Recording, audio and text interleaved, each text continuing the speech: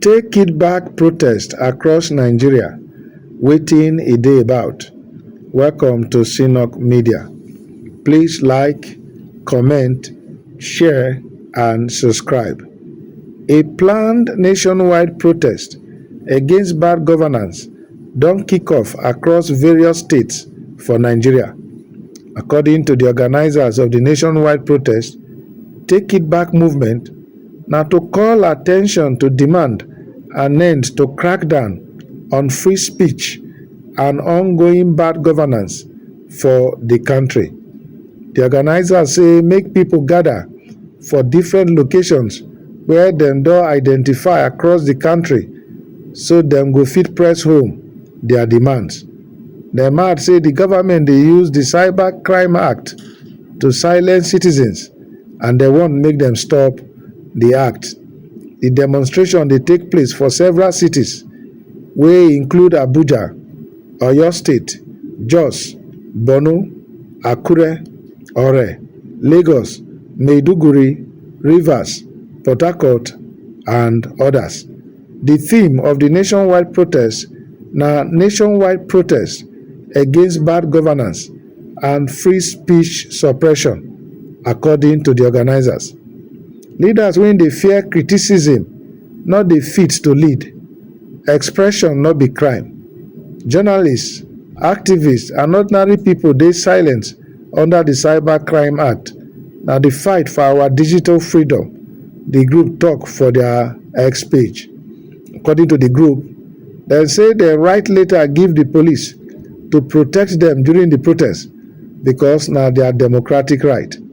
The organizers say Nigerian government dey use the Cyber Crime Act of 2024 oppress Nigerians and e call for serious concern. According to the national coordinator of the Take It Back movement, Comrade Sanyolu Juwon, with other leaders of the group across various states of the country, dem say the Cyber Crime Act dey target journalists, human rights activists and other helpless Nigerians.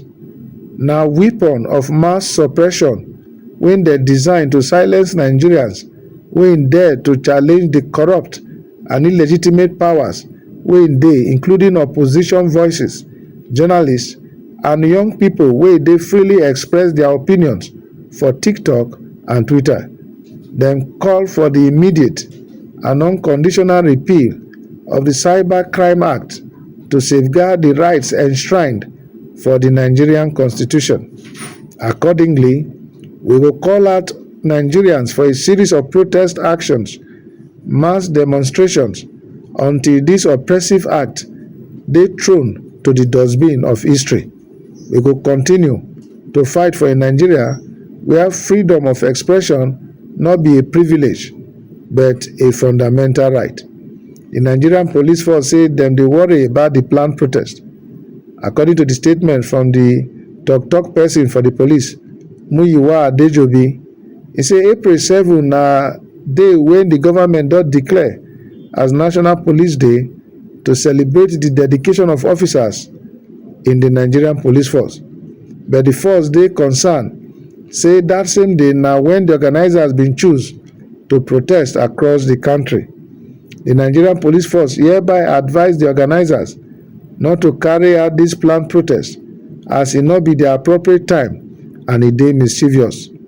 Adejobi tok say the Inspector General of Police, IGP Kayode Egbetokun, get respect for rights of citizens, make the protesters follow the proper government institution talk on wetin be their demand.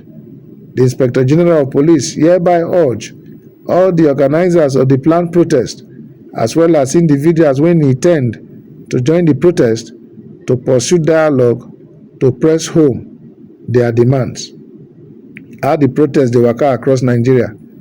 The nationwide protest don hit the streets and roads across Nigeria, and from reports, some of the states don dey witness police presence.